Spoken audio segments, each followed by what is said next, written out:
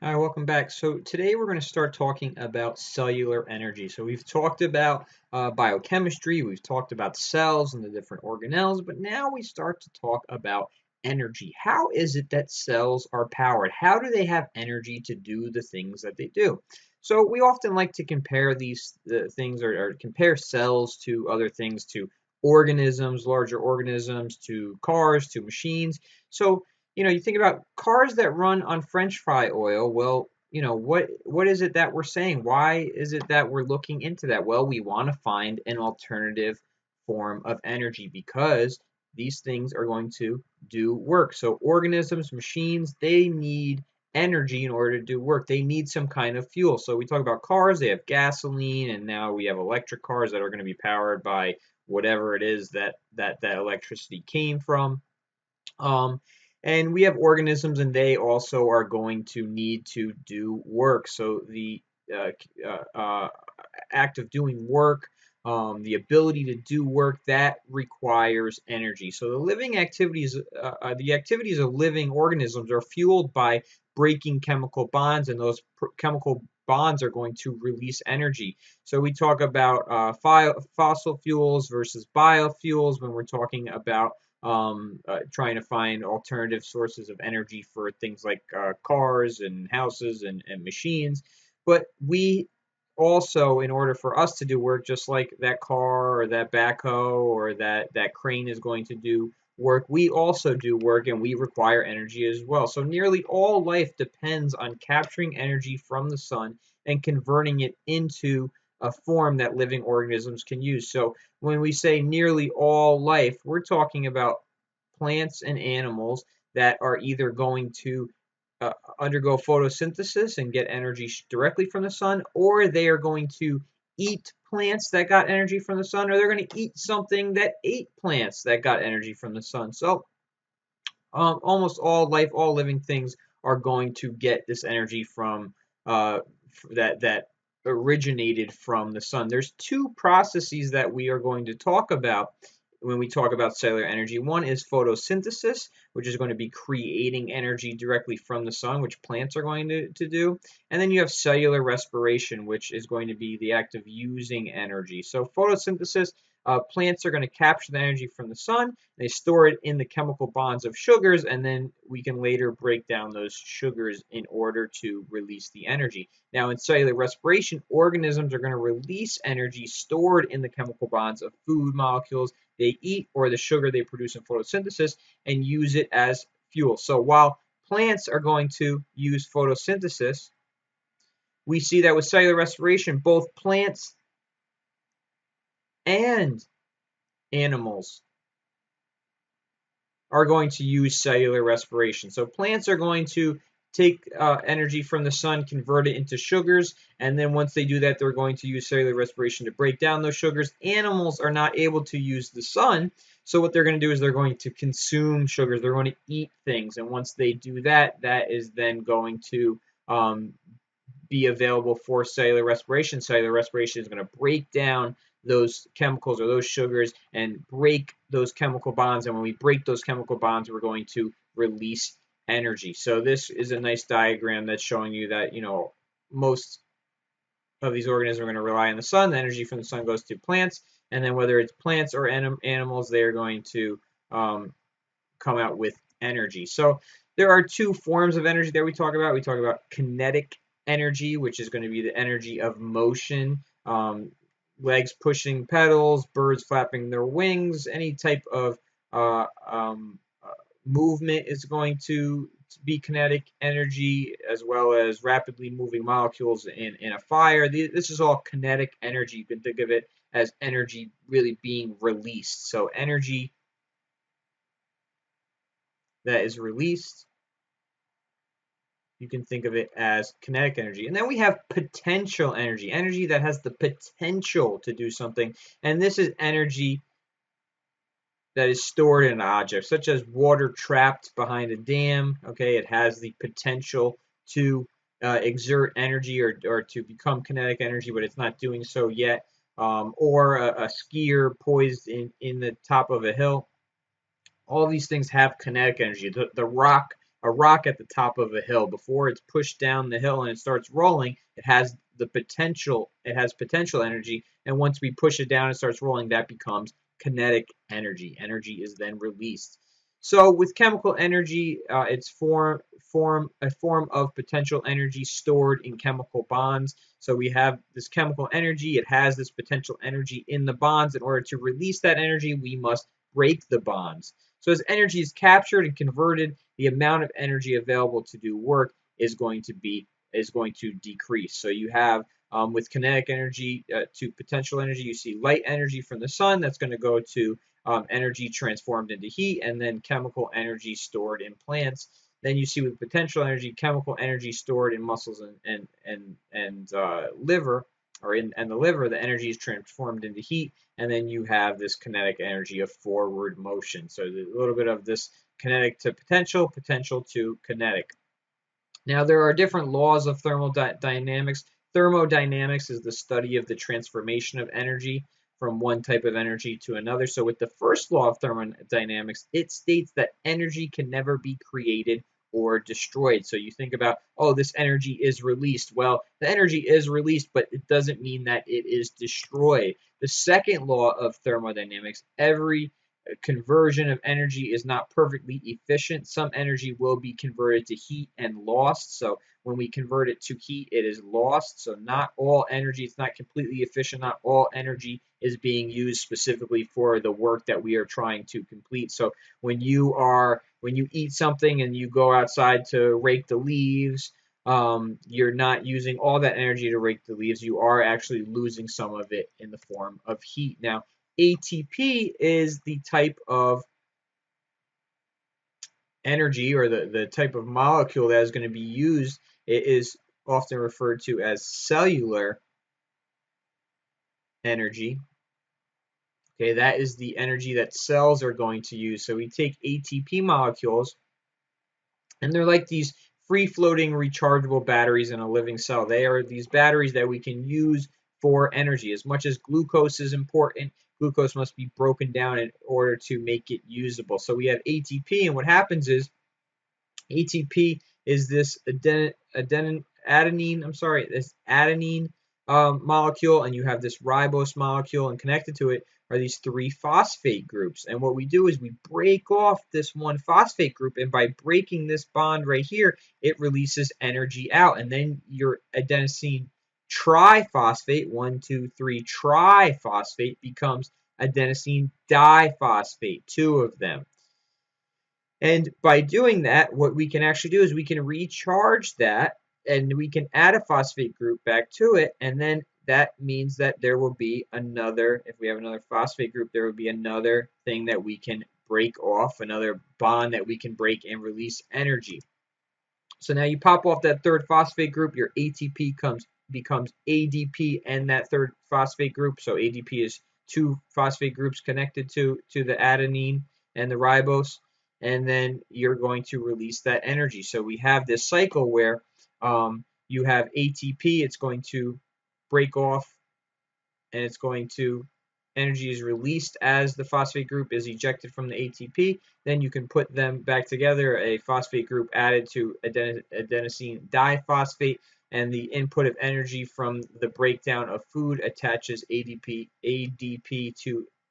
to a phosphate group, and now you have ATP again to then use as cellular energy. So use this energy to drive chemical reactions necessary for cellular function. So that's how we build muscle tissue, repair a wound, grow roots, how the different functions of the organelles are going to be underway. So where does plant matter really come from? Well, photosynthesis, we have to look at it from the big picture that it uses energy from sunlight to make food. So you have organic molecules that are going to be produced. Remember, we talked about inorganic versus organic. Inorganic is going to contain carbon and hydrogen along with often oxygen. And you have oxygen is actually a byproduct, O2 is a byproduct of photosynthesis. So when we look at it, we see that plants are not the only organisms capable of photosynthesis. You have cyanobacteria, you have kelp, you have dinoflagellates. These are all going to be things that are going to use photosynthesis. They're going to get energy from the sun. But the big picture is that photosynthesis has three inputs. Okay, so when we look at photosynthesis as a chemical reaction, we're going to see that three inputs are going to yield three products. So you have three inputs or three reactants. Three reactants are going to form two products. So the three reactants are sunlight or energy in the form of sunlight, water, and carbon dioxide. And when you have water, carbon dioxide, and that energy from the sunlight, it is going to create energy in the form of sugar molecules, glucose molecules, and as a byproduct, you're going to have O2 or oxygen. So while it is taking in carbon dioxide, we happen to breathe out carbon dioxide. So we don't want carbon dioxide. The plants are going to take it in, and then the plants are going to put out oxygen, which is what we want. So we're breathing in oxygen and breathing out carbon dioxide. They're kind of breathing in carbon dioxide and releasing oxygen. So it's a nice back and forth, a nice relationship that we share with plants as animals. So animals are helping plants, plants are helping animals. So photosynthesis, where does this take place in the cell? There's got to be some organelle that is responsible for this, and you're absolutely right. It is the chloroplasts, and they're organelles that are only found in plant cells, or I should say, they're not found in animal cells, and chloroplast is the site of photosynthesis. So when you look at the chloroplasts, they are going to have these thylakoids, which are the location of photoreactions, or we like to call light reactions, where light energy is going to be converted into chemical energy. So we're taking that light energy from the sun, we're turning it into chemical energy. And then you have the stroma, where it's the location of synthesis reactions, where chemical energy from the light reactions or the photoreactions is used to synthesize sugars. Now, chlorophyll is a molecule found in chloroplasts, so don't get these two things mixed up. You have chlorophyll and chloroplasts. Chloroplasts are the organelles. Chlorophyll is the molecule that makes the capture of light possible. So we talk about light energy travels in waves, plant pigments absorb. So chlorophyll is a plant pigment that is going to absorb this light. So there's different wavelengths of light. Visible light is within this range right here. These are all the colors we see, but there are other forms of light, or other wavelengths, I should say, within the electromagnetic spectrum. You have radio waves, infrared, you have ultraviolet, X-rays, gamma rays, all these things we cannot see. And then you have this small range of different visible light that we can see. And a type of kinetic energy made up of little energy packets is called photons. All right, they're called photons. So photons are organized into these waves, and wavelength corresponds to the amount of energy being carried by the photon, and the range of energy within a ray of light that is organized into waves of different lengths. So the shorter the wavelength, the higher the energy. The longer the wavelength, the lower the energy. So the range of energy humans see is as light. We perceive wavelengths within that visible light spectrum, even though there is a much bigger spectrum, and we perceive the different wavelengths within that visible light as different colors. Now, plants use portions of the visible light wavelengths for photosynthesis, and pigments are molecules that absorb light. So we want pigments, or people like to call them colors,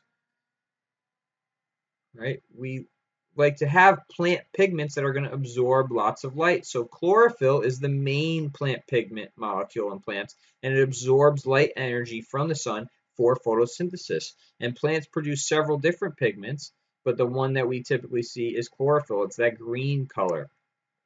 Now, when we look at why do leaves change colors? Well, once the winter comes, you see that the plant gets ready for the winter. There's going to be less chlorophyll, less of the green pigments, and that's when you start to see some of the oranges and the yellows. So you have carotenoids, which are orange colors, yellow colors, and they're there. If you look, they're at the same level year round. But what happens is there's so much green in the spring and the summer, you don't really see those orange colors. And then once that the chlorophyll amount decreases in the fall, you're going to see that now we're starting to see the other colors that were always there, the other pigments, I should say, the other pigments that were always there, but we're just now starting to see them when there is less of that green pigment or the chlorophyll pigments. So photosynthesis, the energy of sunlight is captured as chemical energy, and you have these different reactions that occur. You have light reactions, which are called photoreactions, and then you have these synthesis reactions that are occurring in order for photosynthesis to take place. So sunlight and water, along with carbon dioxide, is going to be important for making sure that photosynthesis can be completed. So you have sunlight and water. That's going to create ATP and NADPH as well as oxygen, and then you're going to have your ATP and your NADPH go in along with carbon dioxide go into the Calvin cycle, and that is going to create your glucose. So it's kind of two steps to it. The first one is making your ATP and your NADPH, and then from that, you are going to add in your NADPH and your ATP along with carbon dioxide, and you're going to make your glucose. So the energy from the excited electrons is transferred to nearby pigment molecules. At the reaction center, the primary electron acceptor is going to grab excited electrons and send them to the electron transport chain to replace electrons. Water molecules are split, and oxygen and hydrogen ions are released as byproducts. So as electrons move through the electron transport chain release energy as they fall to a lower energy state, and the released energy powers proton pumps that move hydrogen ions from the stroma into the thylakoids. So we're in the chloroplast talking about moving hydrogen ions or hydrogen atoms, you can think of them as, from the stroma into the thylakoids, and the protons rush out of the thylakoid through the molecule ATP synthase, these great kinetic energy with great kinetic energy that is used to build ATP. So you have these chloroplasts, and in these chloroplasts you have these thylakoids, and the stroma is going to be responsible for taking in those hydrogen ions and creating that energy with the thylakoids. So just a summary of the light reactions or the photo portion of photosynthesis. You have this water splitting photosystem, and then this first electron transport chain. Then you're going to have your NADPH producing photosystem, which leads to the second electron transport chain. So there's many steps to this. These are all different chemical reactions that are occurring within there. And then you're going to have your second step of photosynthesis, which is referred to as the synthesis reactions, where Calvin cycle takes place. So the synthesis part of the photosynthesis is really the Calvin cycle. And in the Calvin cycle, you're going to see that there's a fixation step where the enzyme Rubisco plucks carbon atoms one at a time from carbon dioxide. So you need your carbon dioxide for your Calvin cycle. And it attaches them to an organic molecule.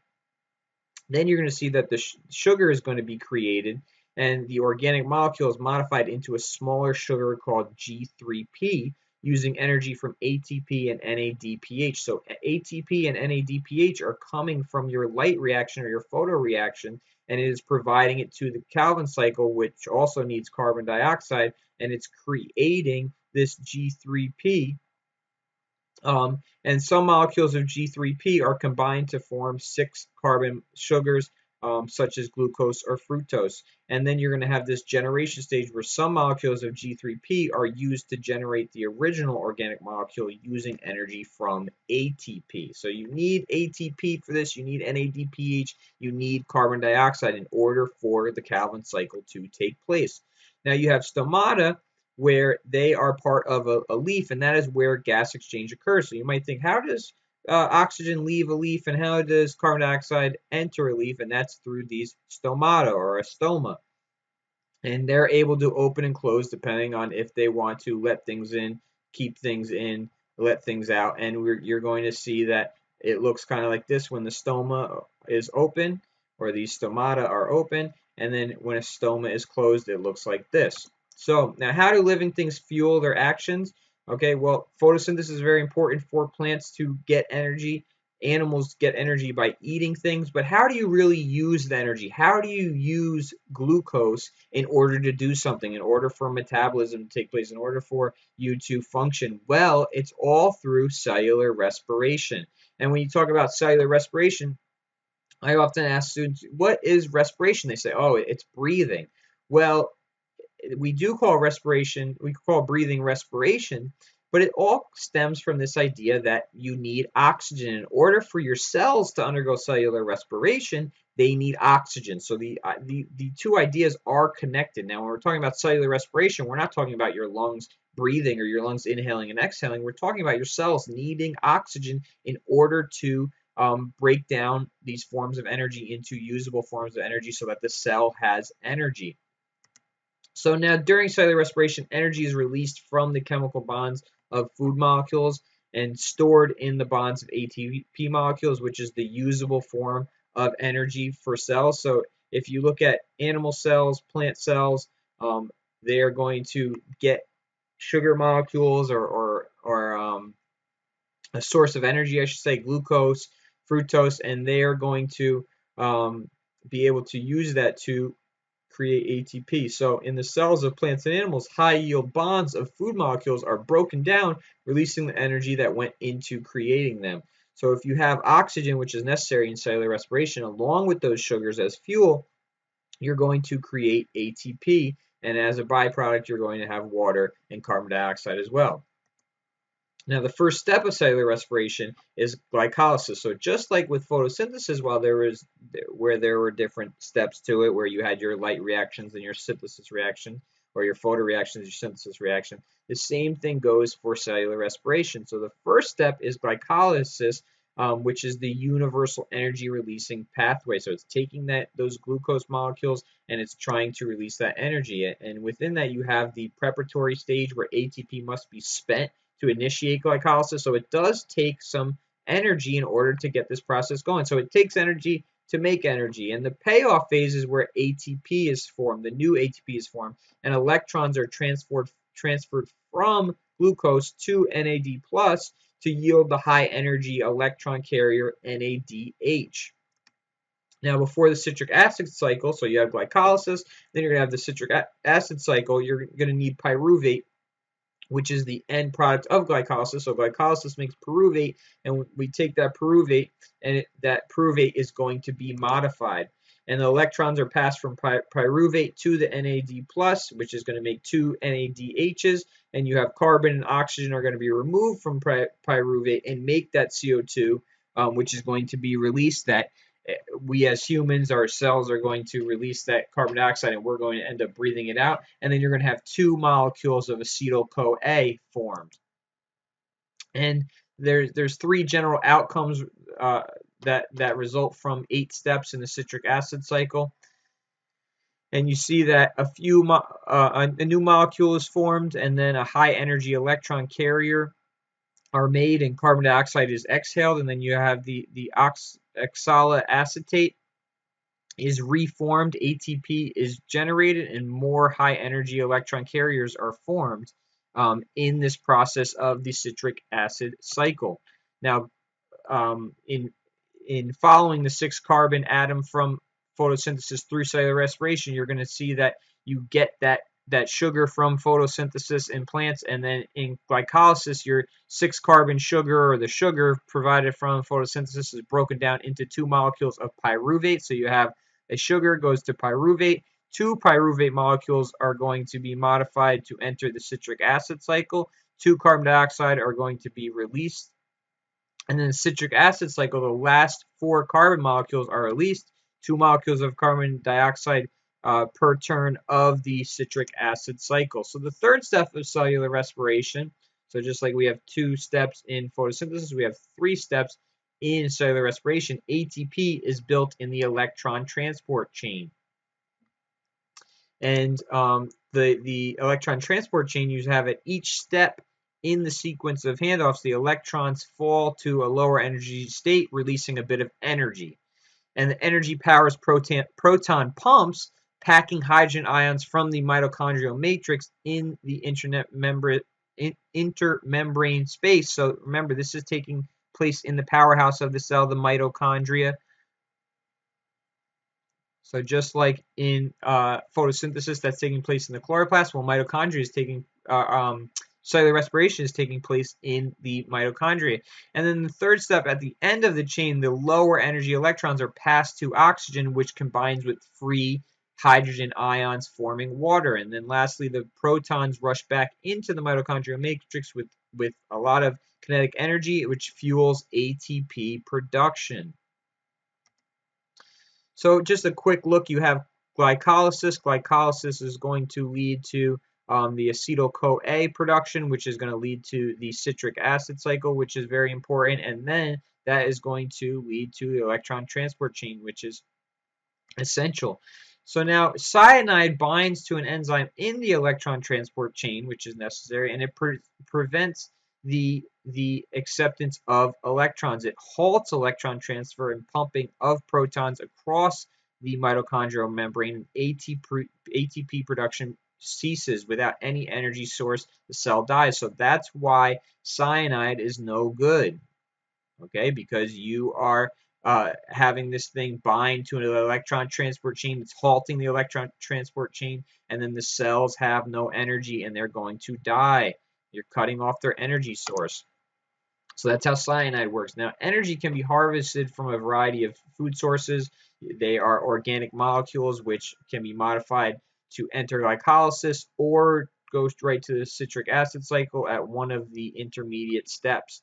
So you have carbohydrates, lipids, proteins, all of these things. Now, beer, wine, and spirits are byproducts of cellular metabolism in the absence of oxygen. So while we need oxygen for cellular respiration, we do have, and cellular respiration often referred to as aerobic respiration, okay, requires oxygen, but there are forms of respiration that are anaerobic, which refers to lack of oxygen, no oxygen present.